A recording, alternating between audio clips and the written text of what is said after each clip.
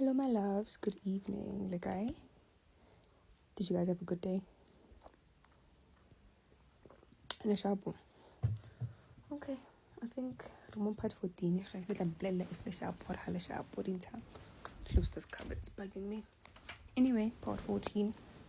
It's Pongo Girls Worldwide. Part 14. So, yesterday, I think I left the part where I left off at. Is when it was after surgery and I wanted my parents. I'm in tears now with my parents. And my parents do come to see me. They do come later in the evening to come see me. And I wasn't going to be discharged that day because the pain was just too much, right? So I wanted to go home. But as soon as the pain meds from the surgery wore off, of the pain in the Gilmoyone, 10 out of 10, 11 out of 5, 21 out of 10. It was bad. It was really, really bad. So I was like, nah, I'll spend the night so they can manage the pain with the good meds and the drip. So brother's like, okay, let me know when to come fetch you tomorrow. So me, guys, I don't know. For me, if that was my partner, first thing in the morning, I would have got up and then come until you're going to be discharged. I don't know. I'm just a hopeless romantic, man. Like, I'm the type to bring your lunch at work, you know. Like, I'm the type, I used to cook, right? Here at home, I used to cook and tell him to come get food when we were still dating. I'm like that type, like, get cute. Like, I'm romantic. So, okay, anyway, that wasn't the case. Excuse, let me focus. So, anyway, I spent the night, they're managing the pain meds. The next morning, my doctor is an old school doctor. My ENT is old school. So, he doesn't go play golf first. He comes before golf. Not these new age doctors. No disrespect. But he came early in the morning. I think he was doing his rounds at 5:30. So by 6 o'clock, he already signed my discharge papers. So I text Brav, I'm like, please be here at 8 o'clock. 8 o'clock, I went to a feature. I wouldn't want to lie. I was a little bit nervous that he wasn't going to arrive on time. He was going to say he's got something to do. I don't want to lie, I was scared. But it was close enough to our house for me to Uber. But he did show up on time. I'll give him that credit. When we get to the house, he's bought stuff for people who have come from like a tonsillectomy, like surgery, right? Cool. So I'm just in pain, man. I'm just like in pain. Like I'm just in a lot of pain. Like if I just sleep. I think it was the next day when I was not feeling good. And as opposed to being supportive, he starts getting like irritable. Like he's irritable with me. Like, well, how do you expect to get better when you're sitting on your phone the whole day? I'm like, bro, I'm hungry. I can't take pain med on an empty stomach, but I also can't eat because, they just chop meat out of my throat. I didn't use that language, so I was just like, I can't eat. And he's just like yelling at me, And if there's one thing about me, I cannot deal with being yelled at. Like, I will just break down and cry. So because this guy, he's screaming, he's like yelling at me. I get up, I go get a banana, and I just like take half of it and I like crush it, right? And I eat it. I take a teaspoon and I eat it.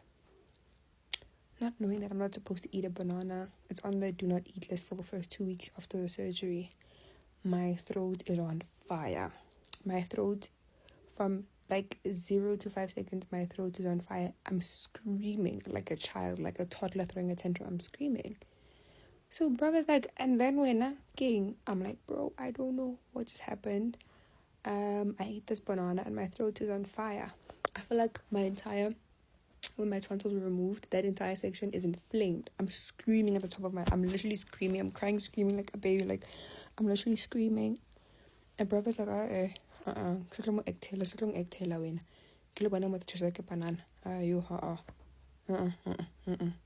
Guys, I'm screaming. I'm weak.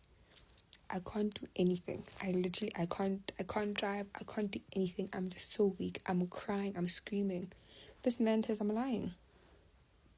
He legit says, you are lying. Have you ever seen a banana burn anyone? A banana.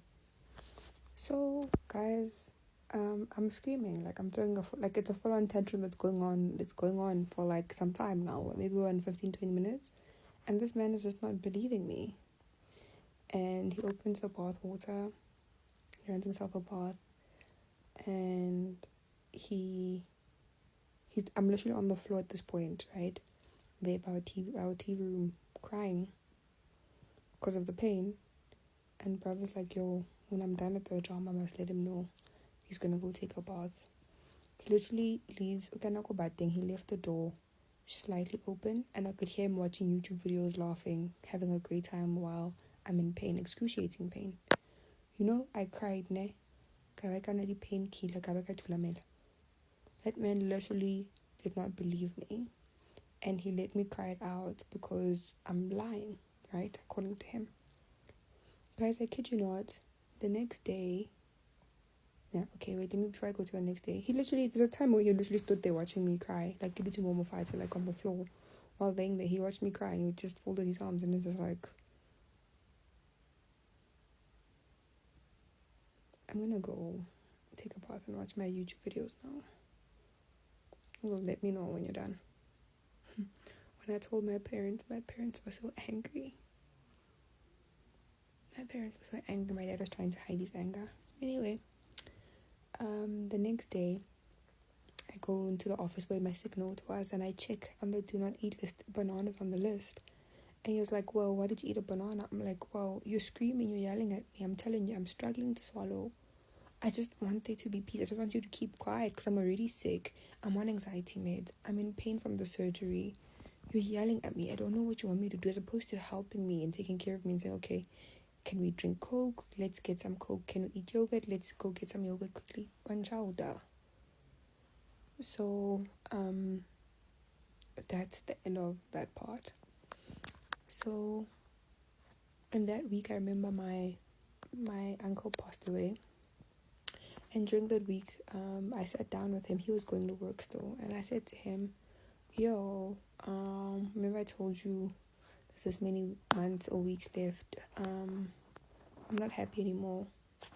We should get a divorce. And I was like, I don't need a response from you. I'm just letting you know that I'm no longer happy. And that's the route that I'm vying for. And I'm just tired of talking. I don't feel like it's something we can resolve. I don't think we're on the same page, right? And, yo, guys, the next part of the story. Let me record another video. TikTok.